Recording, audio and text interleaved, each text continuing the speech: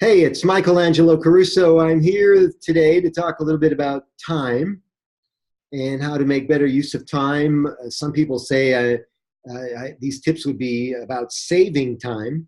I'm not sure that's mathematically the best way to describe it because nobody really has more time than anyone else. Hiram Smith made me laugh one time. He was the founder of the Franklin Planner Company, or one of the top guys for a while, and got a chance to meet him one time. And he said one of the funniest questions he ever asked, or one of the funniest things he ever heard from somebody, is the guy said, "I wish I lived 1,000 years ago when people had more time." Of course, they had the same amount of time then. Anybody who accomplishes a lot this year and gets all kinds of awards and kudos and recognition for how they spent their time, they have the same amount of time as you have. And so I think we'd all like to get more from our time, and it's curious why we don't apply ourselves more to this, because we could all have much more productive lives and enjoy ourselves more if we had the discipline to actually put these techniques into play. So I wanted to share a few tips with you today about how you can have more time, save more time, make time, be more productive with your time. And they come from the Work Hacks book that I've published recently. You can see I'm sharing a bit of the information in various places. And the title of this program, which happens to be on page 108 of the book, is called Time Hacks. And this is called a printer spread, everybody. Printers call this a perfect bound book based on the dimensions and the fact that the spine is glued. And this is a printing term called printer spread, which means these 5 tips can be put on an 8.5 by 11 copy machine, right? And then you can make copies of it and use it as placemats at meetings and that sort of thing. You can do that with any printer spread within this book, because every printer spread has a different topic. And so the one I want to share with you today is called Time Hacks. And so there are 5 tips, and I'm going to give them to you fairly quickly, so you want to write them down. And the first tip is that the first hour of the day sets the tone of the day. Now, I didn't invent this concept, and there have been a lot of people who have talked about it. The great Brian Tracy calls the first hour of the day the barometer of the day, right? He calls it the golden hour. I call it the power hour. Other people have called it different things. But that first 60 minutes of the day sets the tone. And you know this because if you've ever set the snooze alarm a few extra times on a Saturday morning or a Sunday morning in bed, you usually find that that's not the most productive morning of your week, right?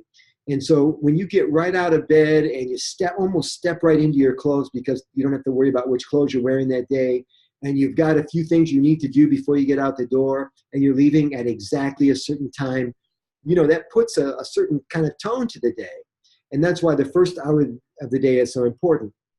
And you get even more out of that hour when you've scheduled increments of that 60 minutes for certain things. For example, I like to write in the first 60 minutes of the day. Now, this happens to be what I do for a living.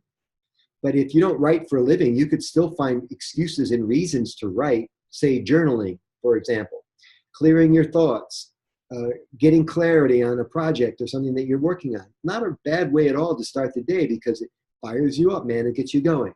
I drink quite a bit of water in the morning.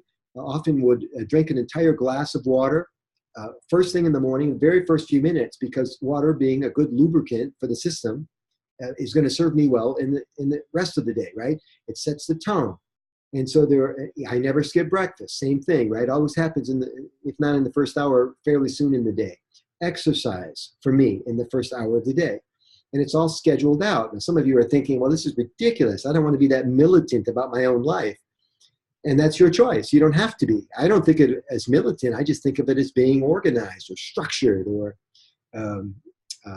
productive, right? These are the terms I apply to it. So the first tip is that you use the first hour of the day to set the pace for the day. Second technique comes from the Stephen Covey people. In fact, Stephen Covey's great books, The 7 Habits of Highly Effective People, published decades ago now. And my favorite of the 7 habits is to do the most important task first. Covey called it first things first.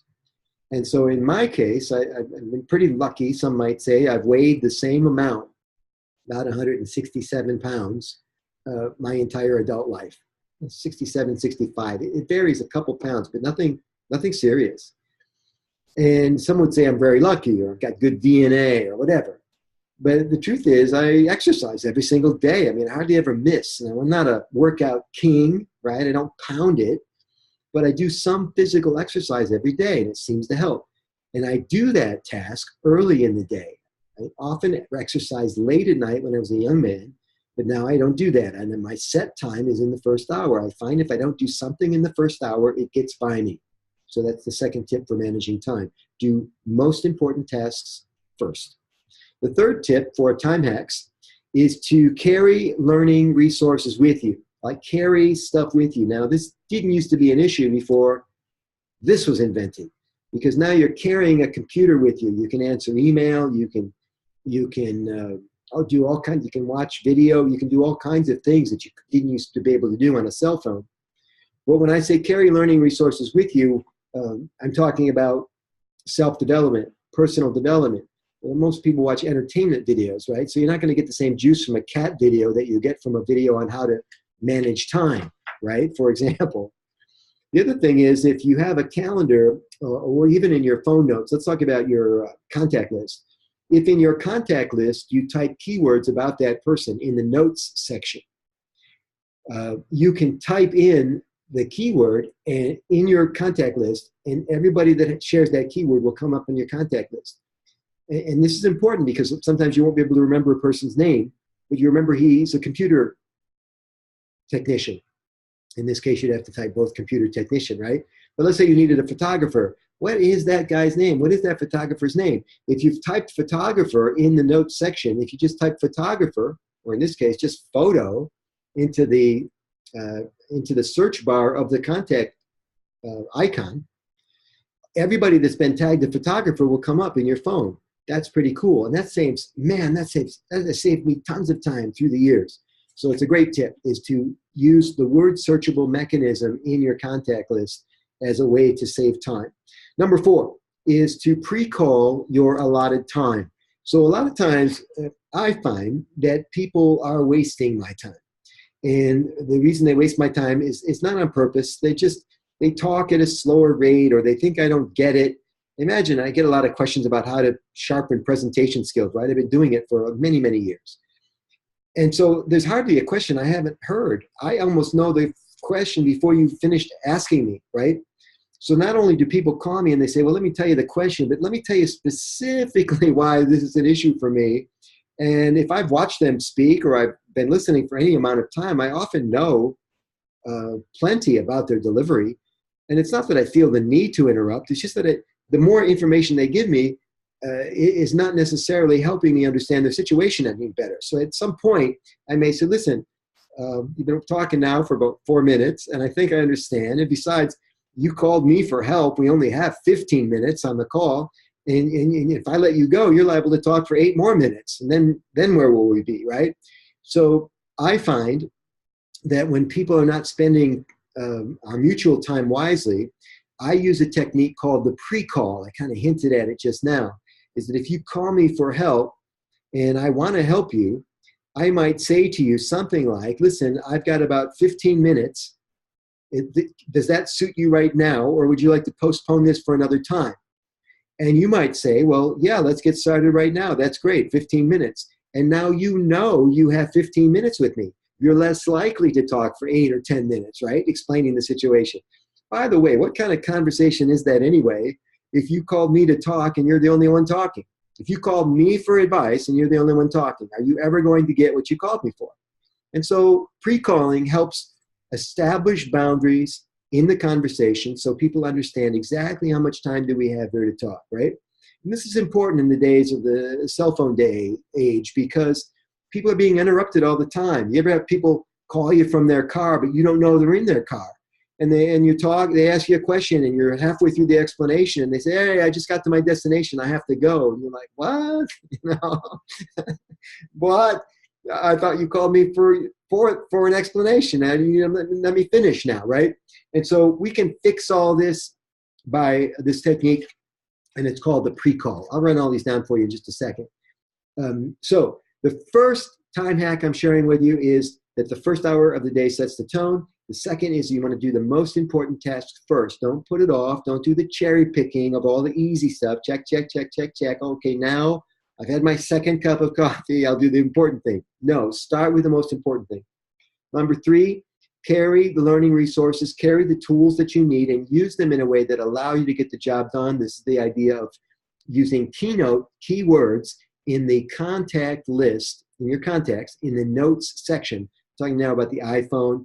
I'm sure Android has a notes section in the contact field, a contact field as well. The fourth is to pre-call your allotted time with the person. Listen, thanks very much for calling. I'd love to talk with you. I've got about a half an hour right now. Is that good enough for us to get started with this conversation? We can always call each other back another time. Yes, okay, good, 30 minutes.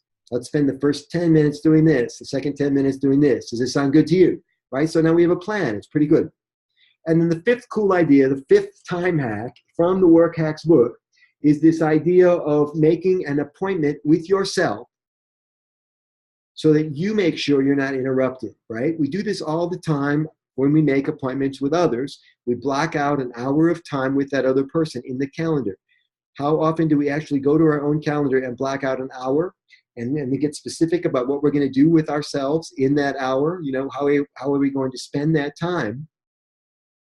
And then when you set a little reminder for the thing, like you do with everybody else, 15 minutes before it happens, the alarm goes off. Oh yeah, in 15 minutes, I have a meeting with myself. We're going to talk about such and such. And that's how it can work for you. And these are, I think, 5 terrific time hacks. I've been using all of them for a long, long time. I still use them. And they're in the Work Hacks book, over 300 cool ideas to speed career success. And you can get the book, if you care to, at michaelangelocaruso.com. Just go to the store and type in Work Hacks and you can pick her up. Thanks very much for being with me on the call. And I hope you save some time in the coming week. Talk to you soon.